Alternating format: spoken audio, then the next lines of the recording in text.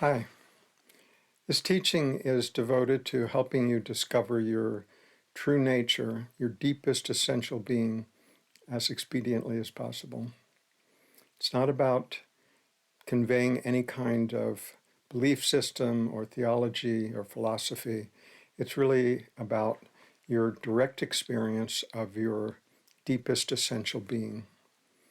And what I can do, all I can do actually, is to point in a fruitful direction. And the rest is up to you. You can choose to walk down and explore and see what's down that road or not. So let's just consider the possibility that what you truly are, your essence, must be present at every moment. If it were essential and absent, you would cease to exist, right? So if it's essential and must be present, that means now. That means now already, now and at every moment. That what we're seeking is already the case. So it's not an attainment, it's a recognition of what is already the case. That's the good news. The gift has already been given. Our job is only to recognize it. So most people miss this because they're seeking something other than that, seeking something outside of themselves, either in the next experience, especially high, lofty spiritual experiences, or seeking it in the next lifestyle change, the next philosophy. And there's lots of places to seek for that. And that's one of the wonders of life. That's fine. But if our intention is to find out what this life is truly about, then we need to look inside, as they've told us for, several millennia now, to look within, to be a lamp unto yourself. So what does this mean? It means to look at not what we're looking at, but what we're looking from. It's not the next experience, however lofty, however exciting, is not it. We miss it because we're looking where it can't be found. But where it can be found is in our already fully functional awareness. And this awareness at first glance may not seem that compelling, and it's easily dismissed. Most of us have done that our whole life, simply because we're so fascinated on the content of what we're looking at that we forget that which is looking. And it's similar to the sky above us. The sky is always present. Sometimes a bird might fly through it, sometimes a cloud might come by, but the sky remains undiminished by any of that. The sky remains. And awareness is the same. Awareness remains even in the presence of thought. We tend to be so fixated on thought that the thought attracts us to the degree that we feel like we've lost the awareness. But this isn't true.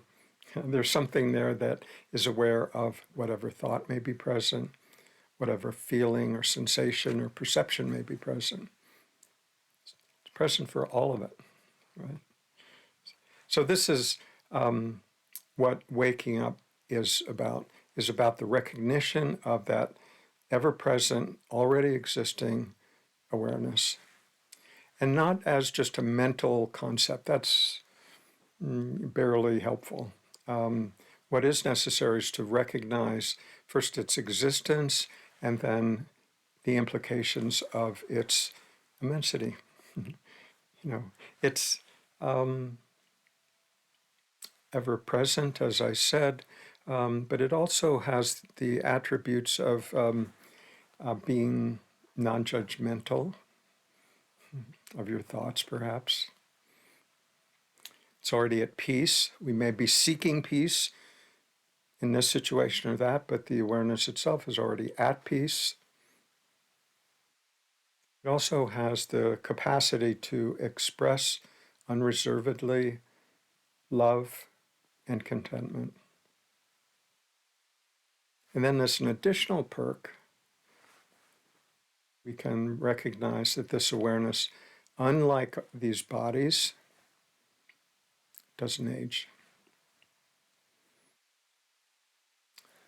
And when we discover it, when we first discover it, it may feel like it's something personal, this personal capacity that I have that I call my awareness. But if we really look more deeply, we see that it's not our possession, it's something that we are, something totally mysterious that is expressed through these body minds, as these body minds, and in fact, as all beings.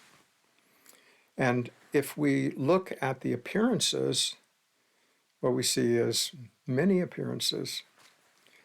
But when we are able to recognize what is enlivening all of these manifestations in existence and see that it is this one undifferentiated, magnificent capacity to be aware, then that unity, when recognized, is our connection. More than a connection, it's actually our unity with all of existence.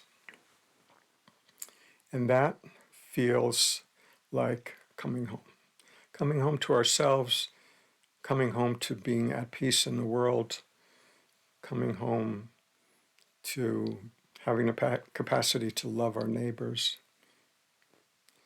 And it is what has been called liberation. Liberation from what? Liberation from this sense of constricted personal self. When we see that it's not personal, that we're already free, it's only our beliefs otherwise that keep us constrained. So this is called the direct path, seeing into our deepest nature in the most expedient way possible. And that's what this channel is devoted to. I hope you enjoy it.